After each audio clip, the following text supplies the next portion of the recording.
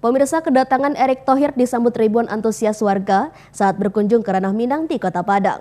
Di Bandara Minangkabau, ribuan warga pun saling berebut agar bisa bersalaman dengan Menteri BUMN tersebut, meskipun saling berdesakan.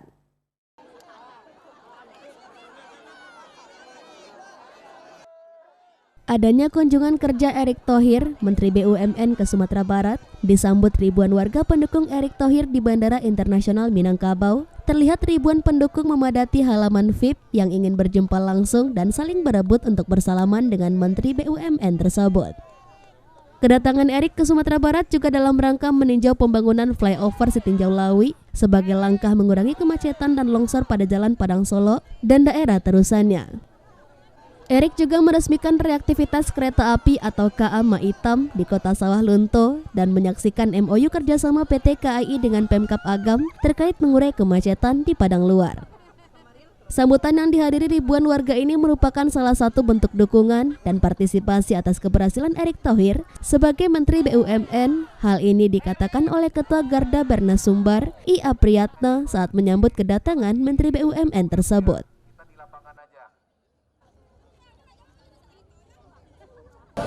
Ya, pagi ini Pak Erick datang mengunjungi Semen Padang, kemudian ke Sawah Lunto. Kami di sini masyarakat khususnya di Kota Padang, beberapa dari kecamatan-kecamatan yang ada di Kota Padang ingin menyambut kedatangan beliau di Sumatera Barat. Kemudian memberantas habis korupsi atau mafia yang ada di BUMN. Kemudian beliau juga dengan program BUMN-nya, Peduli BUMN, menyentuh ke masyarakat lapisan bawah, kemudian mendukung UKM-UKM yang ada di seluruh Indonesia melalui program tersebut. Tentunya kita sangat tertarik dengan apa yang dilakukan oleh beliau, kinerja beliau, sehingga kami menggagas juga, kenapa tidak kalau beliau mau maju jadi wakil presiden atau presiden.